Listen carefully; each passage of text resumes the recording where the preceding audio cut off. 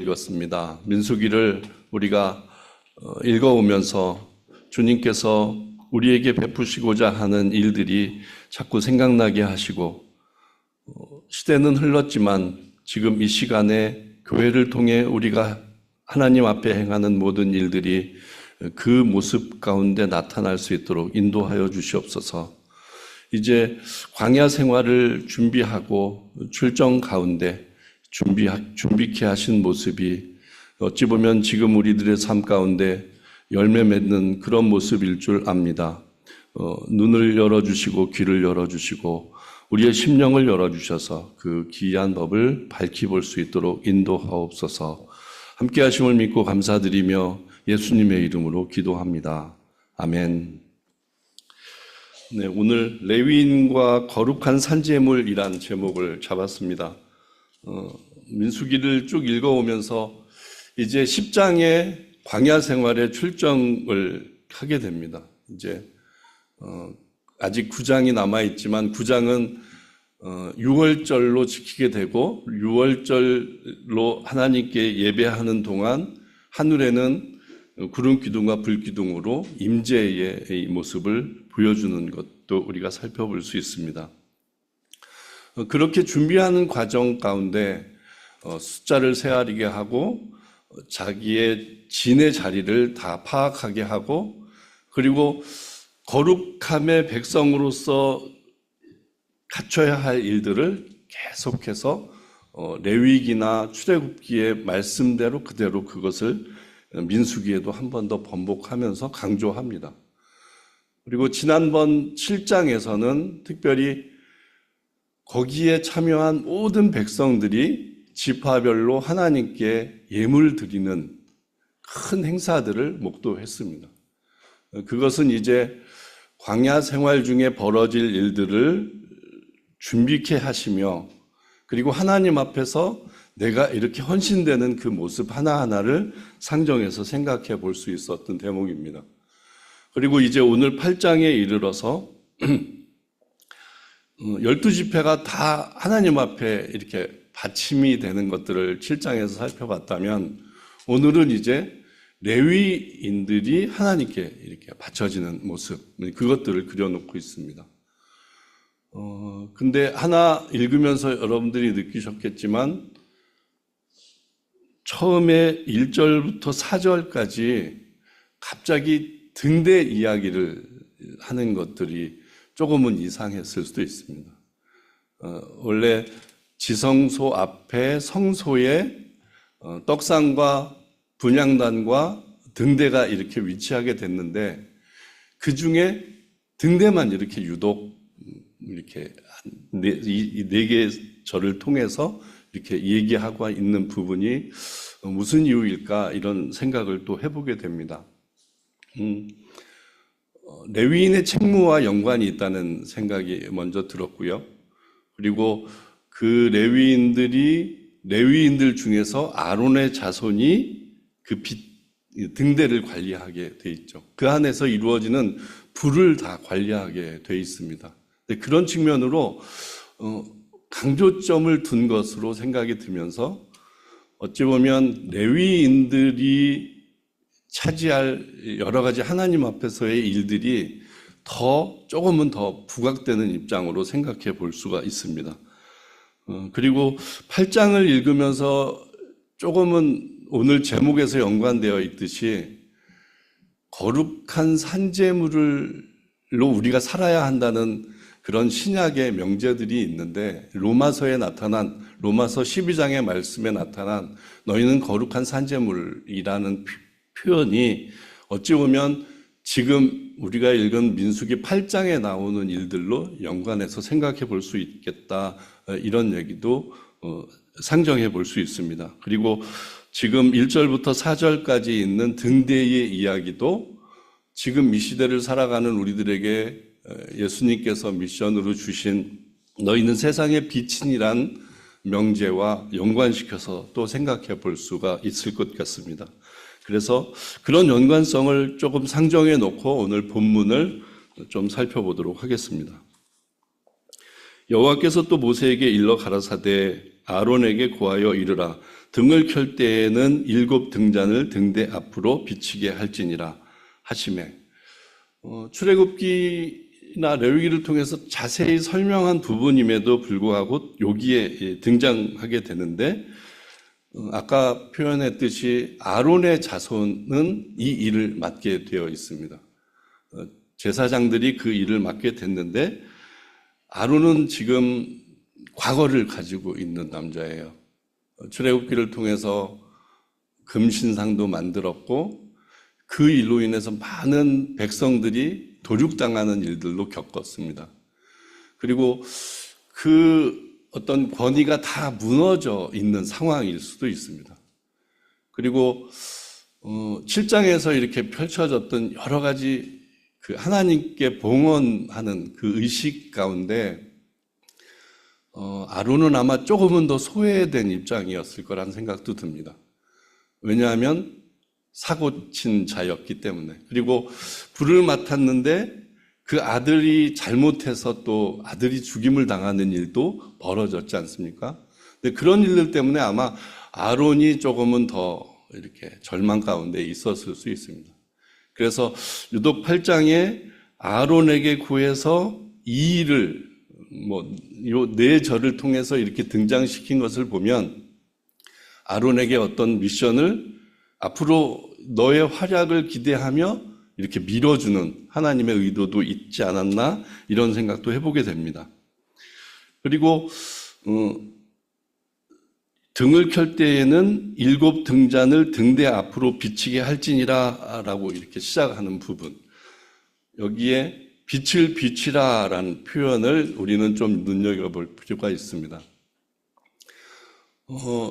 아시고 있다시피 그 천막 성소 안에는 빛이 하나도 들어올 수가 없잖아요. 근데 거기에 이제 이 등대를 통해서 불을 비추게 되는데, 거기에 불이 비춰져야 하는 이유는 분명 있을 겁니다. 왜냐하면 거기에 제사장들이 들어가서 왕래를 하고 일을 해야 하면 분명히 거기가 밝혀져 있어야 하기 때문일 것입니다.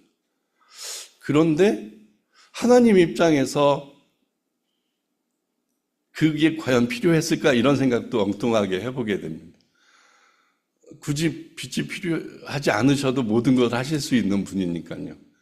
그런데 지금 모세에게 일러 가라사대 아론에게 구하여 이 일을 하게 하시는 거죠. 필요한 일이었으니까 분명히 그 일을 시키셨을 것이고요. 그리고 거기에서 불을 비치게 되면 그곳을 환하게 볼 수 있는 곳은 그 휘장 앞에 있는 분향단과 그리고 12지파가 한 덩이씩 바친 떡이 올려져 있는 12덩이가 올려져 있는 떡상이 비춰질 것입니다. 그거를 조금은 우리가 많이 묵상을 할 필요가 있을 것 같습니다. 하나님이 거하시는 곳 바로 앞에 분향단이 있고 등대가 있고 떡상이 있고, 근데 떡상이 있는 것을 이렇게 비추는 속이잖아요. 그러니까 분향단이 휘장 앞에 위치해 있고 왼쪽에는 등대가 있고 오른쪽에는 떡상이 있습니다. 그리고 그 등대에서 불을 비추게 되면 아마 그 정면에는 떡상이 보이는 거죠. 떡상이 굳이 비춰져서 하나님한테 이렇게 보여질 일이 있을까 생각도 해봐요. 아까 조금 엉뚱한 질문을 했듯이요. 그거를 이제 여러 성경학자들은 그렇게 표현을 합니다. 하나님의 입장에서 이 세상에 이루어지는 모든 일들을 보고 계시다는 표현을 써요. 특별히 그 12덩이 떡이라는 표현은 예수님도 이 땅에 오셔서 많이 표현했지만, 당신이 생명의 떡이고 사람이 떡으로만 살 수 없고 하나님의 말씀으로 사는 그 모든 것들을 말씀하시는데, 거기에 깃들여져 있는 것은 하나님이 우리에게 생명의 양식이 되신다는 표현인 거죠.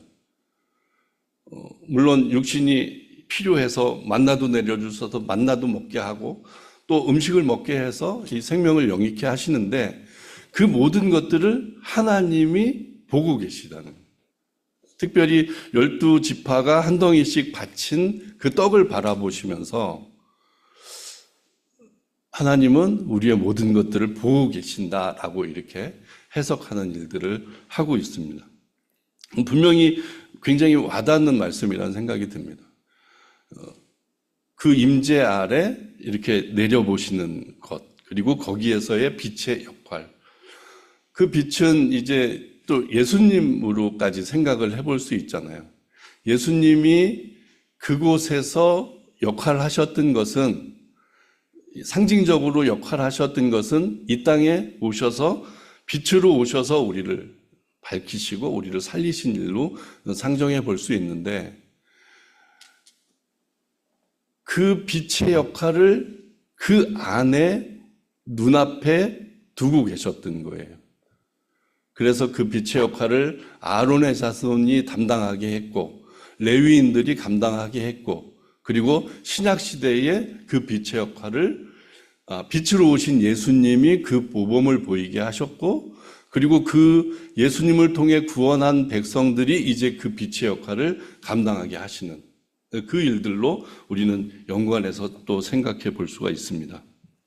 그 점을 좀 상정해 놓고 또 계속 본문을 보겠습니다. 3절, 아론이 그리하여 등불을 등대 앞으로 비추도록 켰으니 여호와께서 모세에게 명하심과 같았더라. 이 등대의 제도는 이러하니 곧 금을 쳐서 만든 것인데 밑판에는 그 꽃까지 쳐서 만든 것이라.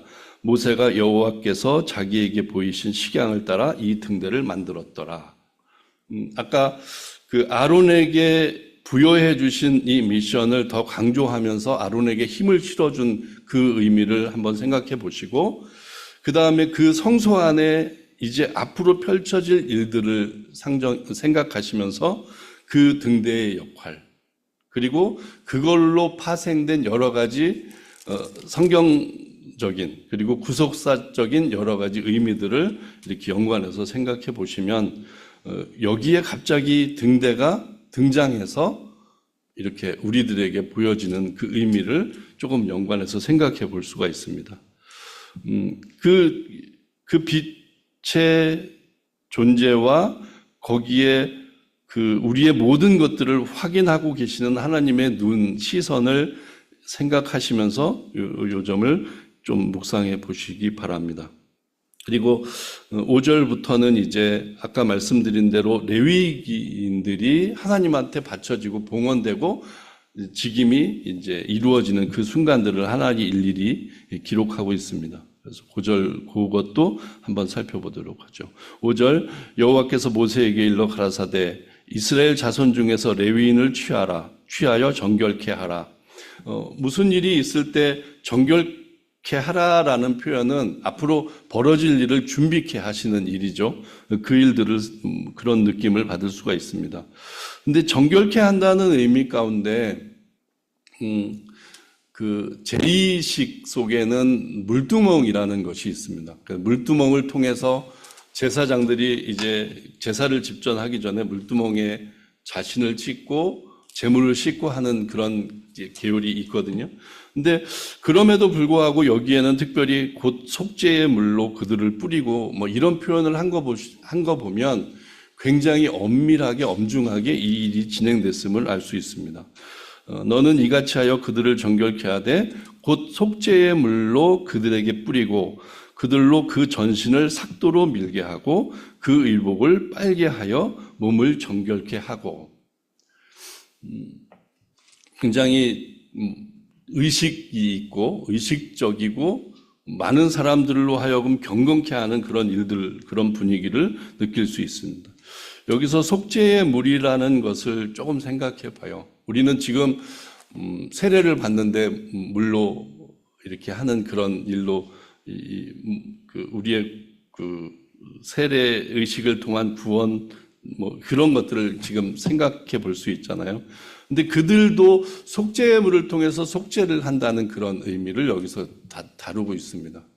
그리고 민수기 19장에 가면은 이제 불결한 것을 깨끗이 씻는 그 물이 한 번 더 등장을 하게 되는데 붉은 소 염소를 그러니까 불태운 재를 통해서 흘러나온 물을 가지고 그걸로 정결케 하는 그런 대목이 19장에 나오기도 하는데 그것과 이것이 연관이 되어 있는지는 알 수 없으나 그런 의식이 중요하게 대두되고 있음을 우리는 살펴볼 수가 있습니다. 그만큼 그들의 사역이 정결해야 하고 거룩해야 한다는 것을 강조하는 부분이죠. 그리고 전신을 삭도로 밀게 했다는 표현은 나시린의 표현에서도 나시린은 이제 삭도를 대지 않는 그런 것이고 나시린이 끝났을 때 삭도로 다 미는 장면이 나오잖아요. 근데 그런 것처럼 조금은 이 다른 지파와는 구별되는 그런 모습들을 이 대목에서 살펴볼 수가 있습니다. 그래서 어찌 보면 그런 생각까지 하게 돼요. 나시린을 우리가 살펴볼 때도 그 이야기를 했잖아요. 광야 생활 중에 지치고 힘들지만 이렇게 곳곳에 나시린이 있으면 나시린이 보일 거 아니에요. 그러면 저렇게 헌신해서 사는 나시린을 보면 그냥 내가 다른 지파 소속이긴 하지만 다른 일도 힘들고 어려울 때 저렇게 온통 헌신해서 사는 나시린을 보면 그 나시린을 통해서 이렇게 독려받거나 격려받는 일도 있을 거라는 표현을 제가 드린 적이 있잖아요. 근데 그것처럼 여기 구별되이 하나님과 함께 동행하는 사람들을 본다면, 그러니까 유독 삭도를 대고 하면 다른 분들하고는 달리 깔끔하거나 아니면 구별이 될 수 있을 거라는 생각이 들거든요. 근데 어떻게 살다가 이렇게 부딪히거나 바라볼 때 그들은 늘 한결같은 모습으로 하나님 앞에 헌신하는 모습이 보인다는 것. 지금 이 시대도 똑같다는 생각이 듭니다. 세상은 다 이상하게 되는데 유독 기독교인들은 정말 정갈하고 괜찮게 살고 있다. 이런 느낌을 준다면 아마 그렇게 주고 있을 거라는 생각이 듭니다. 되려 이 험난한 세상에 그런 사람들로 인해서 왠지 소망을 보고 힘을 얻는 그런 일도 분명히 있을 수 있습니다. 여기에도 그런 모습으로 지금 더 정결하게 하고 더 거룩하게 하는 그런 모습을 살펴볼 수가 있습니다. 그 다음에 8절에도 또 그들로 수송아지 하나를 번제물로 기름 섞은 고운 가루를 그 소제물로 취하게 하고 그 외에 또 수송아지 하나를 속죄제물로 취하고, 굉장히 엄격한 거죠. 번제물, 소제물, 속죄제물 이런 것들을 다 이렇게 하게 하는 모습이 또 기록이 되어 있습니다. 레위인을 회막 앞에 나오게 하고 이스라엘 자손의 온 회중을 모으고 레위인을 여호와 앞에 나오게 하고 이스라엘 자손으로 그들에게 안수케 한 후에, 이 대목이 굉장히 중요하다는 생각이 듭니다. 여지껏 12지파의 행위 속에는 이런 표현이 없었어요. 근데 지금 레위인들에게만 특별하게 지금 이 일들이 벌어지고 있습니다. 다 레위인을 앞으로 나오게 해요. 그리고 레위인의 뒤에 있는 이스라엘 사람들로 하여금 그들에게 안수하게 하는 거죠. 안수의 개념은 전가의 개념, 위임의 개념이 있는 거죠.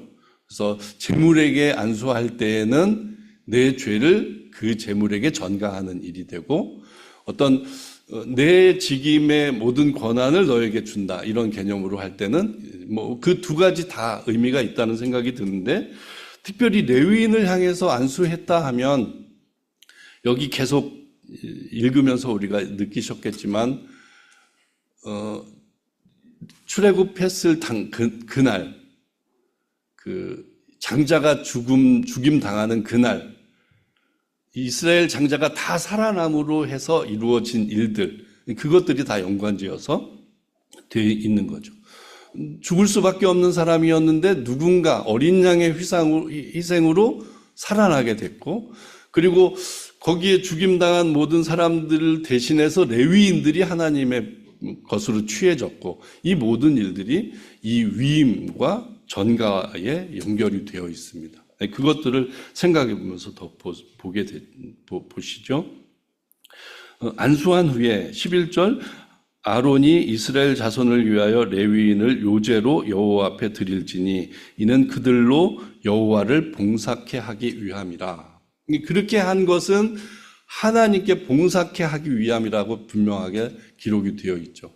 그러니까 하나님의 것으로 취했다는 표현이고, 그리고 성막에서 일을 하면서 이제 마치 그 이스라엘 백성들의 죄를 다 대속한 그 제물들처럼 너희들도 거기에 받침이 되어서 너희들도 제물이 되어서 그 역할을 감당하게 될 것이다 까지 생각해 볼 수 있는 거죠.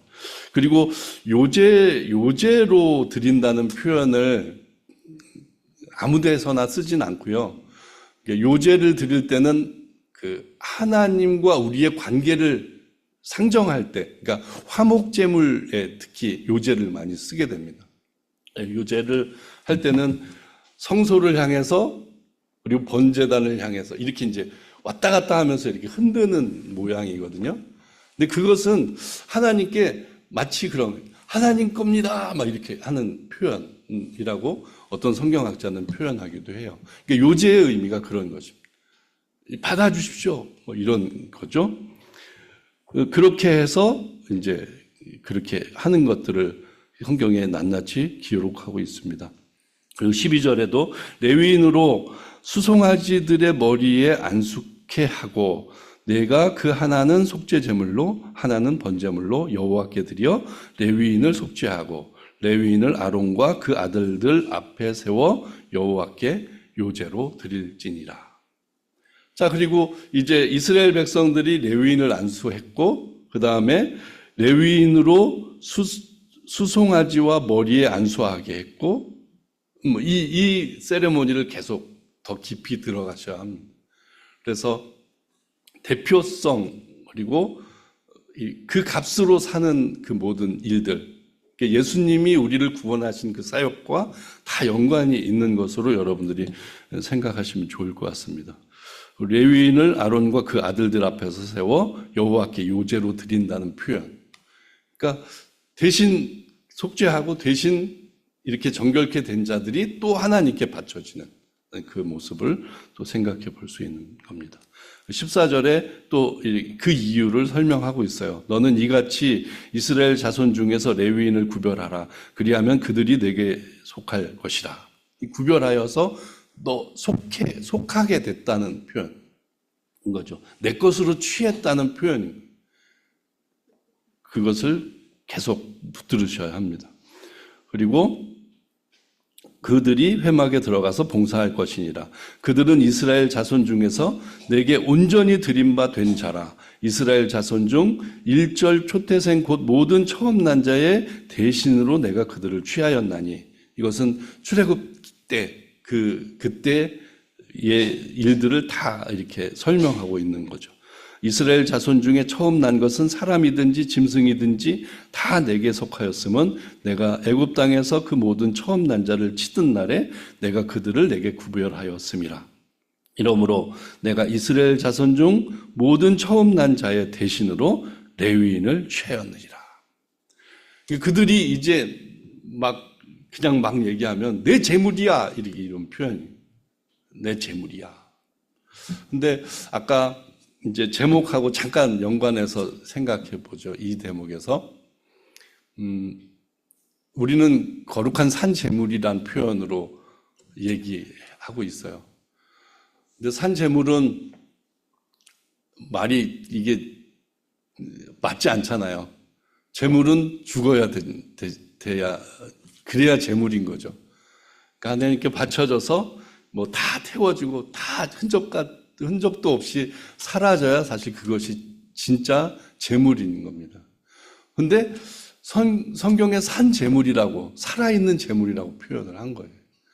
그들이 지금 이런 안수와 전가를 통해서 이제 레위인들이 성막 안에서 그 역할을 내 제물의 역할을 다 감당하고 있는 거죠. 근데 거기에 하나님은 그들을 이렇게 산채로 그 제물을 받아주시는 그 모습. 이 신약 시대에는 그것을 좀 지금 교회의 모습으로 연관해서 생각을 해보시면 좋을 것 같습니다. 그러니까 레위인을 지금 교회로 상정할 수 있죠. 그러니까 세상으로부터 구별됐고 하나님이 피값으로 다 사신 그 백성들의 모임이니까요. 근데 그들이 지금 레위인과 동격이에요. 레위인들이 지금 그 역할을 성막 안에서 감당하고 있는 것이고 지금 이 시대는 교회 안에서 우리가 감당하고 있는 겁니다. 그러면 여기에 나타난 레위인들을 향해 나타난 하나님의 마음과 그리고 레위인들이 하나님께 바쳐진 모습은 지금의 우리들의 성도의 모습에 다 투영이 되어야 할 거란 생각이 듭니다. 근데 우리가 제물로 바쳐졌다면 우리는 이제 하나님의 백성으로 하나님 것이라면 하나님의 것에 합당한 그런 모습으로 살아야겠죠. 레위인들이 그 안에서 거룩한 산제물로 살아서 하나님의 역할을 감당한 것처럼 지금 이 시대에 하나님의 백성으로서 그 일들을 감당하는 일. 그럼 아까 그 성소 안에 등대에 비춰진 그 삶도 우리의 삶이고 떡으로 받쳐져서 그 떡을 향해 비춰진, 그러니까 떡으로 역할하는, 그러니까 하나님이 이렇게 내려다 보시면서 세상의 떡으로 우리를 사용하시는 그런 모습으로도 연관해서 생각해 볼 수가 있습니다. 그런 점을 연관해서 좀 많이 묵상해 보시면 좋을 것 같습니다. 19절에 중요한 말씀이네요. 내가 이스라엘 자손 중에서 레위인을 취하여 그들을 아론과 그 아들들에게 선물로 주어서 그들로 회막에서 이스라엘 자손을 대신하여 봉사하게 하며 또 이스라엘 자손을 위하여 속죄하게 하였나니 이는 이스라엘의 자손이 성소에 가까이 할 때에 그들 중에 재앙이 없게 하려 하였음이니라.